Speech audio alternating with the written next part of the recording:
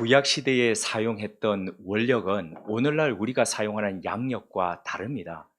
우리가 사용하는 음력과 비슷하다라고 그렇게 생각해 보시면 더 나을 겁니다. 그래서 날짜를 양력식으로 계산하다 보면 오해가 생길 수 있습니다. 노아 홍수 기간 또한 바로 그런 예입니다. 노아가 600세 되던 해 1월 17일에 홍수가 시작이 되었습니다. 2월 17일까지 방주 생활을 했죠. 그 다음 해 601세가 될 때까지. 그러니까 사람들이 생각합니다. 365일 더하기 10일. 그리고 홍수가 나기 7일 전에 들어갔으니까 다 더하니까 382일이라고 이렇게 생각을 합니다. 하지만 이는 앞서 말씀드렸듯이 구약의 원력을 현대 양력식으로 계산했기 때문에 생겼던 오해입니다. 예를 들어서 올해 추석이 며칠입니까? 곧 있을 추석이 며칠입니까? 9월? 9월 10? 네, 9월 10 며칠. 그런데 내년이 돼도 9월 10 며칠입니까? 아닙니다. 그렇지 않습니다. 그러니까 음력은 양력에 볼 때에 바뀌어 나가죠. 만약에 양력을 음력하고 똑같이 보거나 아니면 음력을 양력하고 똑같이 보면 날짜에서부터 차이가 있을 수 있다는 거죠. 원력으로 볼 때에 달이 30일을 기준으로 해서 보통 이렇게 지고 찬다라고 이렇게 보시는 거죠. 그러니까 제가 음력하고 비슷하게 보셔야 된다고 말씀드렸듯이 그러면 1년을 한 달을 매달을 30일로 생각할 때에 12달을 곱하는 겁니다. 그럼 360일이 되죠. 그죠? 그 360일에다가 열흘 뒤이지 않습니까? 1월 17일에 했다가 2월 17일이니까 그러니까 열흘을 더하는 겁니다. 그리고 그 전에 7일을 먼저 들어갔으니까 방주 안에 비가 내리기 전에 들어갔으니까 그러면 다 더하면 377일이 되는 겁니다. 그러니까 377일 동안에 방주 안에 머물렀다라고 보시면 됩니다. 수년 전에 제가 완도에서 제주도까지 도선이라는 것은 차를 배에다 실는 겁니다. 그렇게 해서 제주를 몇 번을 왔다 갔다 했습니다. 완도에서는 목포보다도 훨씬 짧은 거리이기 때문에 바람이 적게 불거나 그러면 한 3시간 정도 하면은 남짓하면은 제주항에 도달할 수 있습니다. 가까운 거리입니다. 그런데도 불구하고 이 파도를 이렇게 해서 가다 보면 배가 그대로 이렇게 무리를 차처럼 이렇게 가는 게 아니고 이렇게 뒤퉁뒤퉁 하면서 가다 보면 그 3시간 남짓이 견뎌야 되는 시간이 되는 때가 많습니다. 그런데 3시간도 아니고 무려 377일을 배 안에서 생활한다는 것은 이거 정말 쉽지 않은 일이라는 거죠. 여간 고충이 아닙니다. 오늘 우리는 노아의 이 홍수와 그리고 377일이라는 이 긴 시간 동안 배 안에서 생활했던 것이 이런 것들을 통해서 하나님께서 오늘을 살아가는 우리에게 무엇을 말씀하시는지 어떤 부분을 하나님께서 들려주시기 위해서 이 본문을 우리에게 주셨는지 그 음성에 귀 기울이면서 같이 가보자 합니다. 먼저 하나님께서 노아에게 만들라고 하셨던 방주의 재원을 우리 한번 살펴보겠습니다. 자, 길이가 300규빗, 그리고 넓이가 50규빗, 그리고 높이가 30규빗 되어 있습니다. 자, 규빗이라고 하는 게 어떤 거냐면 이렇게 보시면 됩니다. 이스라엘 사람들이 썼던 도량형인데요. 요 손끝에서부터 팔꿈치까지의 이 길이. 그러니까 어떤 사람은 짧은 사람은 한 45cm 될 거고 좀 긴 사람들은 50여 cm 이렇게 되겠죠. 그러니까 45에서 50cm 정도. 사람들이 왜 우리는 길이 잴 때 보통 어릴 때 어떻게 쟀습니까? 이게 몇 뼘이냐 이렇게 쟀죠. 이 사람들은 팔꿈치를 가지고 손끝에서 이러면서 한 규빗이다, 두 규빗이다 이렇게 봤다는 거죠. 그러니까 길이가 300규빗이라는 것은 이게 300번을 이렇게 했던 그 거리, 그리고 넓이는 50규빗이라는 게 이게 50번, 그리고 높이는 30규빗이라는 것은 이걸 30번 정도 했던 이런 길이라고 보시면 되겠습니다. 자, 그런데도 잘 감이 안 오시죠? 이렇게 보시면 됩니다. 높이가 한 7층 건물 높이 정도. 그러면 길이와 넓이 정도는요, 축구장의 한 1.5배 정도. 축구장 기억나시죠? 그 정도로 보시면 됩니다. 그래서 길이는 135m, 넓이가 23m, 그리고 높이가 13.5m에서 14m 정도가 된다라고 보시면 됩니다. 14m로 가면 2m 건물을 가지고 7권 올라가니까 7층이라고 이렇게 생각하시면 되는 거죠. 엄청난 규모입니다. 이 길이, 넓이, 그리고 높이를 다 각각 다 곱하면은 3제곱미터가 나옵니다. 3제곱미터인데 어떤 3제곱미터냐면 43,000여 3제곱미터입니다. 요걸 과학자들이 숫자로 계산해 보니까 양 큰 것 한 마리를 기준으로 해가지고 몇 마리가 들어갈까 보니까 양이 무려 13만 6,500여 마리가 양 크기로 이렇게 볼 때에 들어간다는 겁니다. 13만 6,500여 마리. 이게 왜 대단하냐 하면은 인류 역사상 100m가 넘는 배를 만들기 시작했던 게 언제쯤일까요? 자, 대략 한번 추측해 보십시오. 인류가 지금까지 오면서 100m가 넘는 배를 만들었다. 언제일 것 같습니까?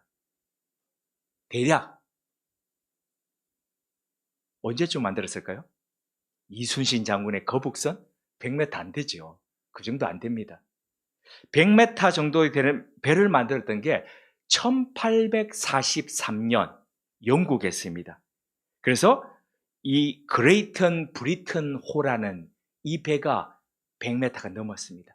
19세기 중반이 되었어야 비로소 100m가 넘는 배를 만들 수 있는 기술을 우리 인류가 갖기 시작했다는 겁니다. 그런데 이 지금 노아 방주는 언제입니까? 아니, 기간을 알 수도 없는 기원전 오래 시간 그때에 벌써 100m를 넘어서 135m가 되는 그런 목선을 만드는 이런 기술을 가지고 있었다는 겁니다. 대단하죠.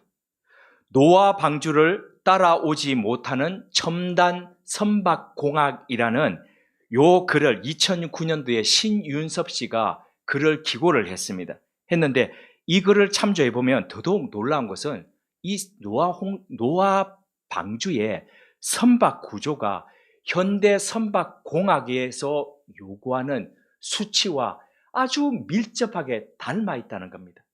그게 뭐냐면은, 자, 길이와 넓이의 비율, 길이와 높이의 비율, 그리고 넓이와 높이의 비율이 현대 선박공학, 그러니까 공학이라는 것은 이게 그냥 만드는 게 아니고 물 위에서 갔을 때에 아무런 사고도 없이 제대로 안전하게 갈 수 있는 그거죠.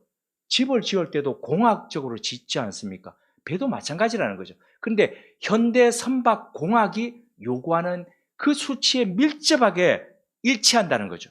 특별히 복원성능이라고 하는 게 있습니다. 이 복원성능이라는 것은 어떤 거냐면은 물 위를 할 때에 파도가 쳐오죠. 그러니까 앞부분에서 파도가 쳐올 때에 이게 흔들리면서도 견디고 중심을 잡을 수 있도록 하는 것. 옆에서 바람과 파도가 쳐올 때에 그걸 부딪히면서 흔들리지만은 다시 중심을 잡을 수 있도록 하는 것. 이것이 가장 결정적으로 작용하는 게 뭐냐면은 높이와 넓이의 비율이거든요. 그런데 제가 아까 넓이가 얼마라 그랬습니까? 50규빗이라고 말씀드렸죠. 높이는요, 30규빗. 얼마입니까? 1.6입니다. 1.6이 현대 선박공학에서 가장 안전하다고 하는 그 수치거든요. 근데 가장 안전하다고 하는 수치를 바로 이 지금 노아 방주가 채택하고 있다는 겁니다. 어떻게 해서 그게 가능했을까요? 하나님께서 노아에게 이렇게 지으라고 말씀하셨기 때문입니다. 아마도 그 당시에 노아가 이거 특허 출원해야 되겠다 해서 이것을 특허 출원했다면 지금까지 아마 천문학적인 특허비가 거둬졌을 겁니다. 그 정도로 완벽하다는 거죠. 자, 이렇게 노아로 하여금 건조케 하셨던 이 지금 방주의 이런 구조에 대해서, 그 크기에 대해서 살펴보았는데요. 그런데 하나님께서 실상 노아에게 만들라고 하셨던 이 방주는 오늘날 우리가 생각하는 그런 아주 유람선 같은 그런 것보다는 정확하게 말씀드리자면 직사각형 형태의 상자 같다는 그런 표현이 더 어울릴 수 있습니다. 여기에 히브리어 단어는 테바라는 단어를 썼는데요. 성경 안에서 딱 두 군데에서만 이 테바라는 단어가 사용되었습니다. 하나는 바로 노아 홍수 때에 방주를 이야기할 때에 테바라는 단어가 사용되었고요. 다른 하나는 언제 사용됐을까요? 한번 추측해 보십시오. 언제요? 아주 생각지도 못했던 곳에서 이 테바라는 단어가 사용되었습니다. 출애굽기 2장 거기서부터 사용되었습니다. 출애굽기 2장 3절 5절에 보면은 모세의 엄마 요게벳이 아기를 낳았다가 몰래 숨겨서 기르다가 이 우는 소리가 짱짱해지니까 뭘 만듭니까? 갈대 상자를 만듭니다. 정확하게 표현하자면 파피루스 상자입니다. 우리는 갈대가 있지만은 그 이집트에는 길다란 파피루스가 자라지 않습니까?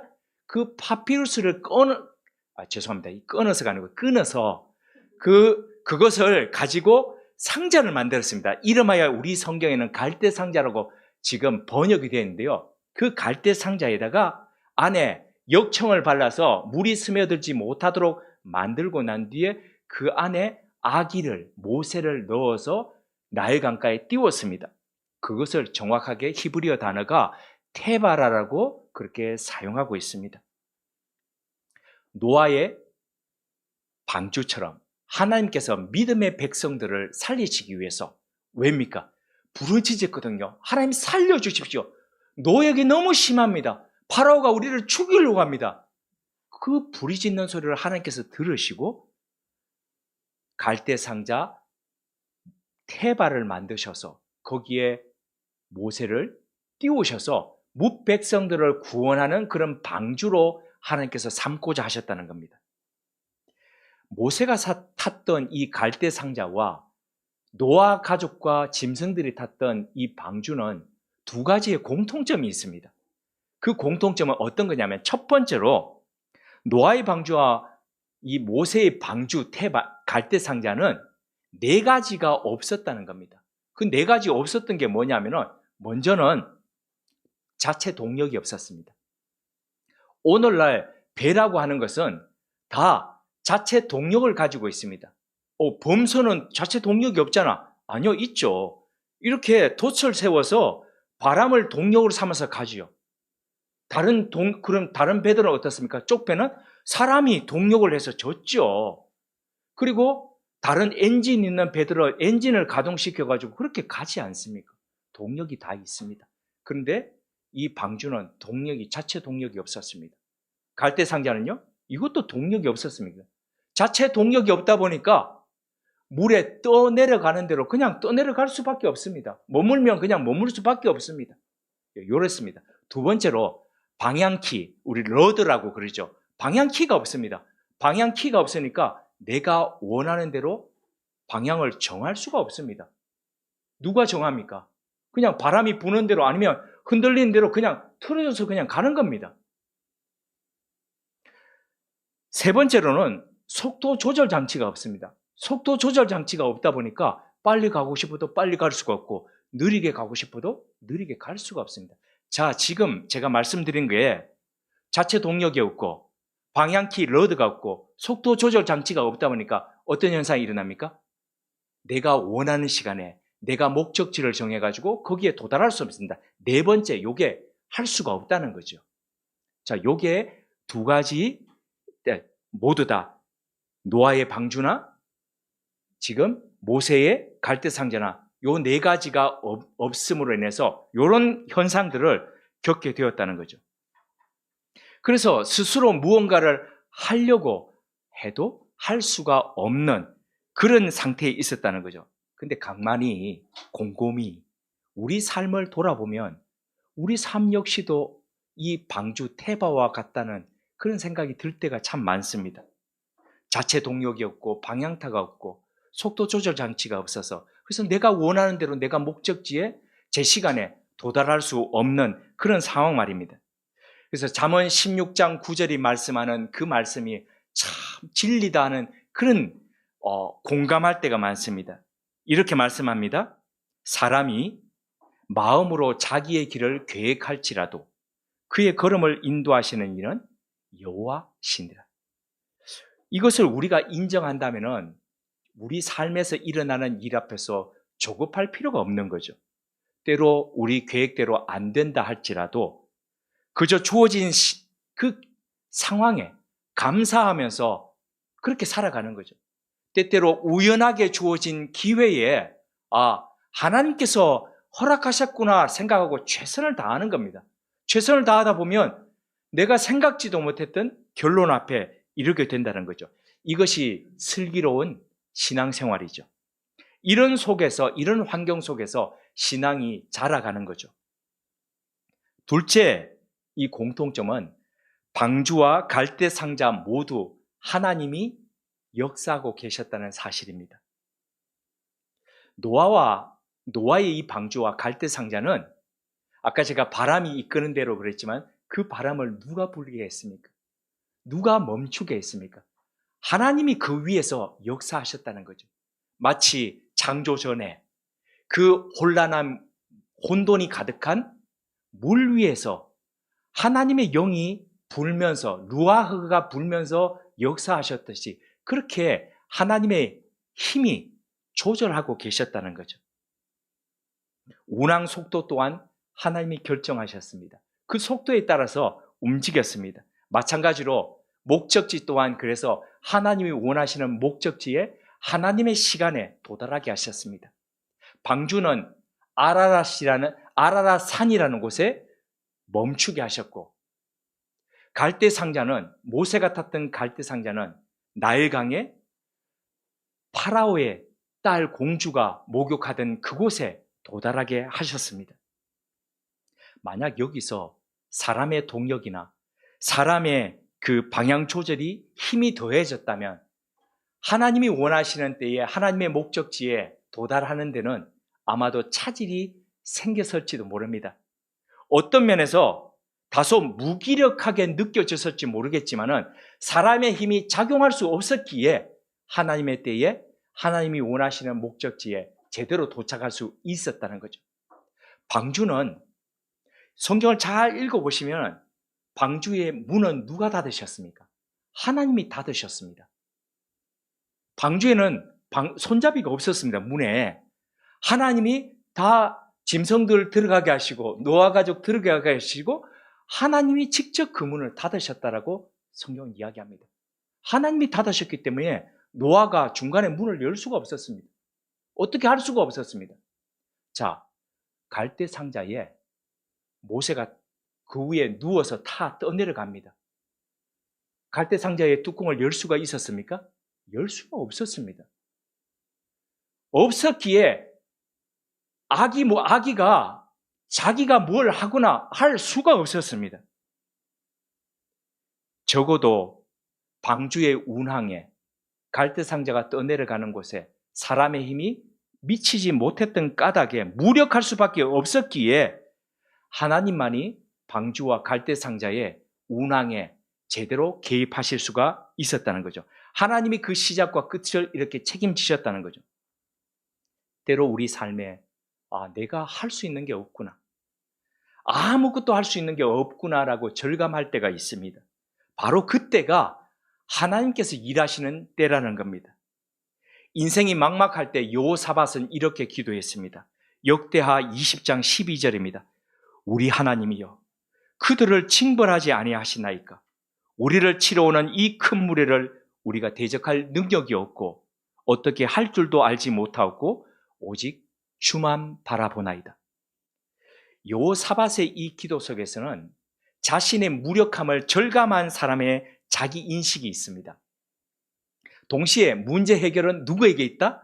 하나님께 있다는 바로 이런 믿음이 있습니다. 나아가서 하나님께 자기 문제를 맡기는 의탁이 바로 여기에 있습니다.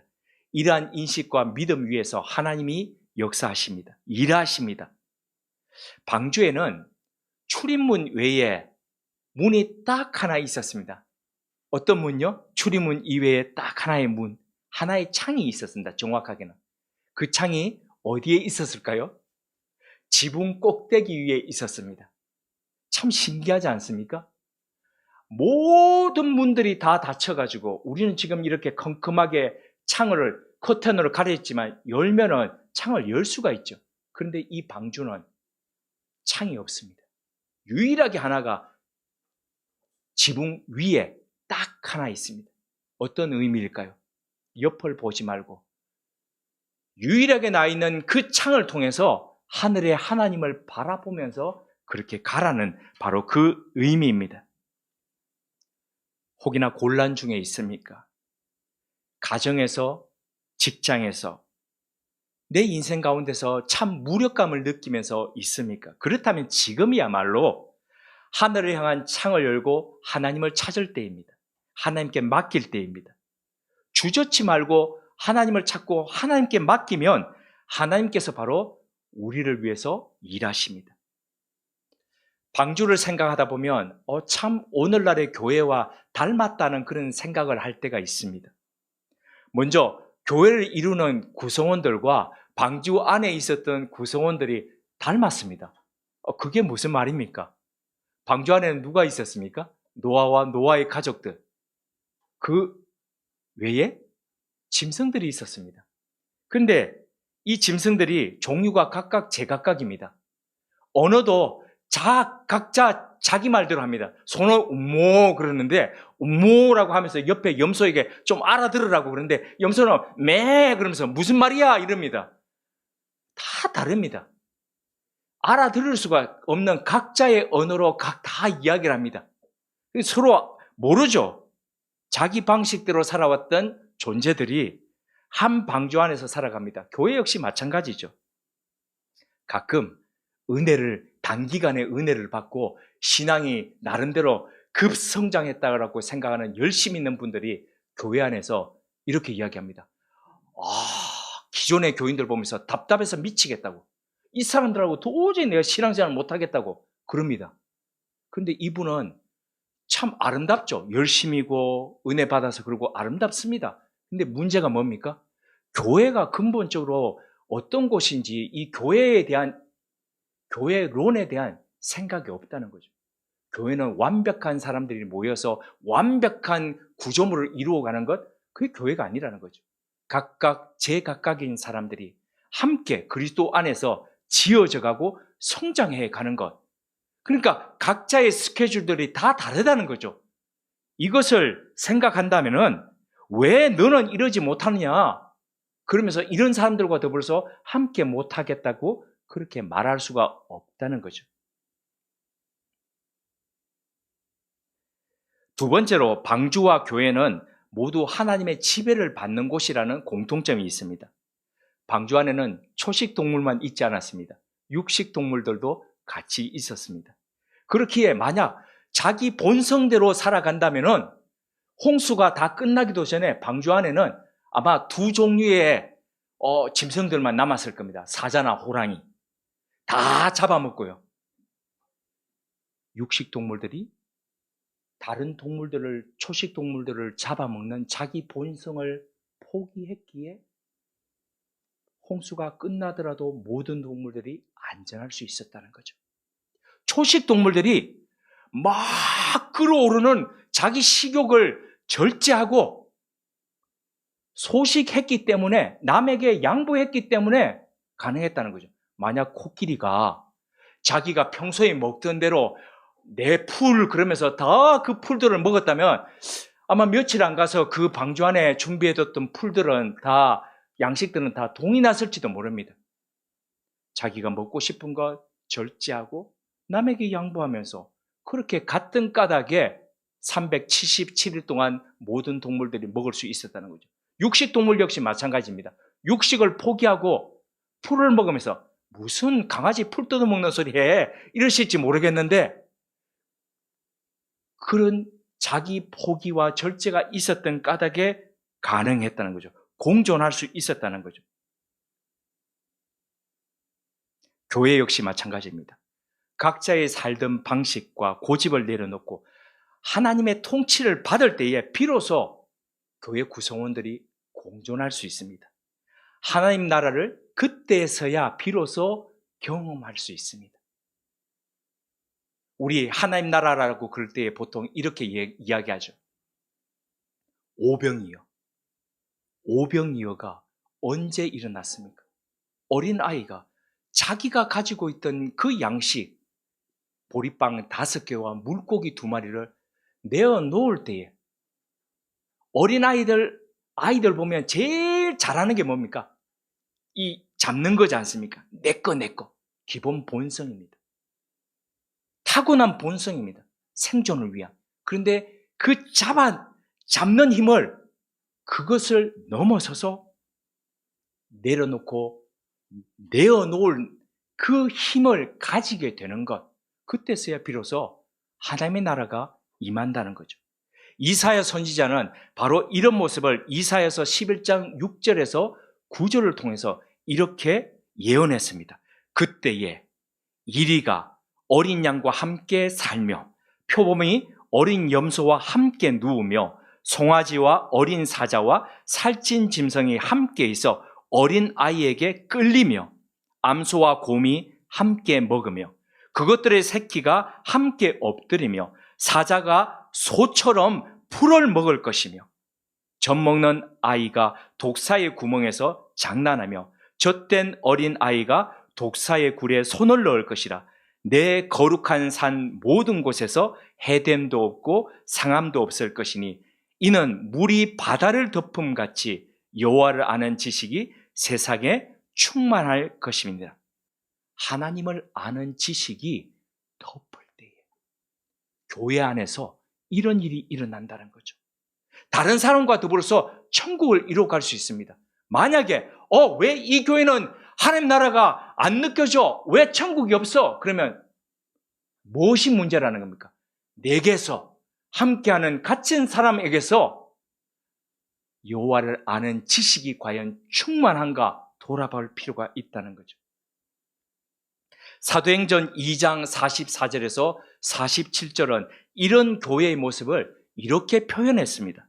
그들이 사도의 가르침을 받아 서로 교제하고 떡을 떼며 오로지 기도하기를 힘쓰니라. 사람마다 두려워하는데 사도들로 말미암아 기사와 표적이 많이 나타나니 믿는 사람이 다 함께해서 모든 물건을 서로 통용하고 또 재산과 소유를 팔아 각 사람의 필요를 따라 나눠주며 날마다 마음을 같이하여 성전에 모이기를 힘쓰고 집에서 떡을 떼며 기쁨과 순전한 마음으로 음식을 먹고 하나님을 찬미하며 또 온 백성에게 칭송을 받으니 주께서 구원받는 사람을 날마다 더하게 하시니라. 이런 교회의 모습이 머지않아서 우모름 교회 속에서 이 시대 우리 주변의 교회 모습 속에서 재현되기를 간절히 소망해 봅니다. 방주의 이런 모습과 이런 생활과 교회의 모습이 아름답지요? 아름답죠? 한번 봐주십시오. 아름답지요? 네, 아름답습니다. 그런데 이거 쉽지 않습니다. 왜 안 쉽습니까? 한번 생각해 보십시오. 377일 동안에 꽉 막힌 속에서 창문도 제대로 열 수 없는 속에서 이런 생활을 한다고 생각해 보십시오. 그 안에 수만 마리의 동물들이 다 응가하고 난 그 냄새들이 다 얼마나 아름답게 가득하겠습니까? 디퓨저가 따로 없지 않습니까? 이런 생활을 377일 동안 하면서 아름답게 살아간다는 거 참 쉽지 않습니다. 게다가 방주 안은 깜깜합니다. 갑갑합니다. 이것이 방주의 실상이고 교회의 속살입니다. 하지만 어두운 밤을 통과하지 않고 새벽이 오는 일은 365일 중에 단 하루도 없듯이 이런 어두움을 통과하지 않고 하나님 나라를 경험하는 그런 곳은 없다는 거죠. 모든 곳이, 모든 새로운 세계, 새로운 이 시작은 어둠을 통과한 뒤에 열렸습니다. 요셉을 한번 보십시오. 형제들에게 팔려서 이집트로 가서 종살이를 하고 옥살이를 했습니다. 무려 13년 동안 죽은 사람으로, 잊혀진 사람으로 그렇게 살았습니다. 다윗은 어떻습니까? 사울왕의 핍박을 받아서 그 역시 요셉과 비슷한 13년여를 광야에서 동가식 서가수가면서 쫓겨다니면서 늘 날마다 생존을 위해서 그렇게 살아야 했습니다. 다니엘은 페르시아 다리오 왕 때에 정적들의 모함을 받아서 사자굴에 던져져야 했습니다. 숨막히는 어두움이었습니다. 근데 이런 어두움들을 이들은 어떻게 견뎠습니까? 믿음으로 하나님만을 바라보면서 견뎠습니다. 그 결과가 어떻습니까? 우리 박완서 선생님이, 돌아가신 박완서 선생님이 이런 얘기를 했죠. 삶이 어려울 때는 그 겪어가는 거다? 아니요. 그건 견디는 거다 그랬죠. 그 견뎠습니다. 믿음으로 견뎠습니다. 그 믿음으로 견뎠기에 요셉은 이집트뿐만 아니라 고대 근동 지역을 모두 먹여 살리는 총리가 되었습니다. 다윗은 믿음으로 견뎠기에 이스라엘 역사 속에서 가장 위대한 왕이 되었고, 그의 후손들은 아직도 그의 국가를, 이스라엘을 대표하는, 이스라엘을 표현하는 국기 속에 다윗의 별을 새겨놓고 날마다 그를 기억합니다. 다니엘은 고난에 처한 사람이, 그 고난에 처한 믿음의 사람들에게 하나님께서 어떻게 응답하시는지를 보여주는 모델이 되고 있습니다. 나아가서 통제를 벗어난 이 세상 속에서 하나님의 영광과 주권의 신비가 어떻게 임하는지, 역사하는지를 가르쳐주고 있습니다. 제국이 흥하고 망했죠. 다니엘이 바벨로니아에 잡혀갔지 않습니까? 엄청난 제국이 망하는 걸 봤습니다. 그 망하고 난 뒤에 그 제국이 망하면서, 바벨로니아가 망하면서 어떤 제국이 일어났습니까? 페르시아가 일어났죠. 그 속에서도 또 총리가 되고 일하면서 그 안에서 엄청난 제국 속에서 과연 누가 모든 신들의 신이며 모든 왕들의 왕인지를 증거하는 사람이 되었습니다. 그렇다면 우리가 직면한 이 어두움은 어떤 의미가 있을까요? 우리는 어떻게 이 어둠을 겪어가고 견뎌가야 할까요? 이겨가야 할까요? 오늘 본문 속에 그 원리들이 있습니다. 어두움이 찾아왔을 때에 어떻게 이겨가고 견뎌가야 되는가? 원리들이 있습니다. 이 원리들을 적용하면 우리 삶 속에서 이 어두움들을 넉넉히 이겨갈 수 있습니다. 그 원리들은 첫째, 하나님이 자기 사람들을 잊지 않고 기억하고 있다는 것을 믿어야 합니다. 창세기 8장 1절에 하나님이 노아와 그와 함께 방주에 있는 모든 들짐승과 가축을 기억하사 하나님이 바람을 땅 위에 불게 하심에 물이 줄어들었다라고 그렇게 했습니다. 여기서 기억하다는 것은 돌아봤다는 뜻입니다.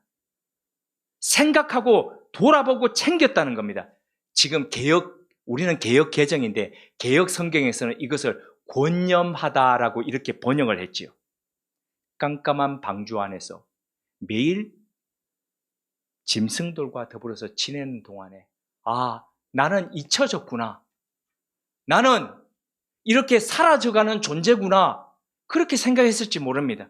그러나 그 잊혀져가는 슬픔이 스물스물 올라올 때에 하나님은 잊지 않고 기억하셨다는 겁니다. 깜깜한 속에서도 버려져 있던 그를 생각하셨다는 겁니다. 돌아보셨다는 겁니다. 그 결과 하나님은 바람을, 여기서 바람이라고 하는 것은 똑같이 천지 창조할 때 루아흐라는 단어, 하나님의 생명이라는 그 단어가 똑같이 사용됐습니다. 하나님은 그 영을 불게 하셔서 그 수면 위에서 물들을 움직이게 하시고 뭇들이 드러나게 하셨다는 거죠.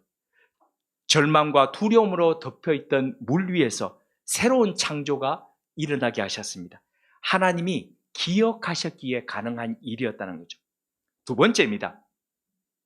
하나님의 때가 있다는 것을 잊지 말아야 합니다. 노아는 총 377일을 방주에서 지냈습니다. 이 긴 시간 동안 하나님은 딱 두 가지 일을 하셨습니다. 첫 번째, 불순종했던 사람들을 심판하시는 일과 더불어서 순종했던 이 노아의 가족들을 살리고 훈련시키셨습니다. 어떤 훈련을 시키셨을까요? 인내하고 순종하는 훈련이었습니다. 어느 누구나 한두 번은 하나님 앞에서 순종할 수 있습니다. 짧은 기간은 인내할 수 있습니다. 참을 수 있죠. 견딜 수 있습니다. 하지만 기간이 길어지고 반복하다 보면 수많은 사람들이 이것을 견디지 못합니다. 하나님은 이런 사람의 속성을 알고 계셨기에 인내하고 긴 시간 동안, 하루 이틀도 아니고 무려 377일 동안 깜깜한 방주 속에서 견디게 하시고 하나님을 신뢰하면서 하나님께서 명하신 일들을 순종케 하셨습니다. 그 과정이 377일이었고 그것을 위해서 377일이 필요했다는 겁니다. 홍수의 과정을 보면 노아 가족이 방주에 들어가자마자 비가 내렸습니까? 아닙니다. 일주일을 문을 다 닫고 난 뒤에 일주일을 기다리게 하셨습니다. 아니, 왜 그러셨을까? 자, 일주일 동안 어떤 일들이 일어났을까요? 제가 지난주에 말씀드렸죠. 120여 년 동안 쿵쿵쿵 하면서 산 위에서 메아리가 치면서 나무가 쓰러지고, 그리고 도대체 뭐합니까? 이 세상을 하나님이 물로 심판하시기 때문에 지금 배를 짓고 있다고. 산 위에서 수많은 사람들이 다 그 오랜 시간 동안 바보 같다, 미쳤다 그랬지 않겠습니까? 그런데 배가 다 완성됐습니다. 근데 들어갔습니다. 그런데 문을 닫았는데 하루고 이틀이고 사흘이고 나흘이고 7일이 되기 전까지 비가 내리지 않습니다. 수많은 사람들이 깜깜한 방주 안에 들어있던 노아 가족을 보면서 이제 완전히 돌았네, 이 맑은 하늘에 7일 동안이나 저러고 있네, 그렇지 않겠습니까? 수많은 사람들이 이해하지 못하고 비웃더라도 그 안에서 견뎌야 했습니다. 하나님을 신뢰하기에 순종하면서 기다려야 했습니다. 이걸 위해서 하나님께서는 7일 먼저 들어가서 기다리게 하셨습니다.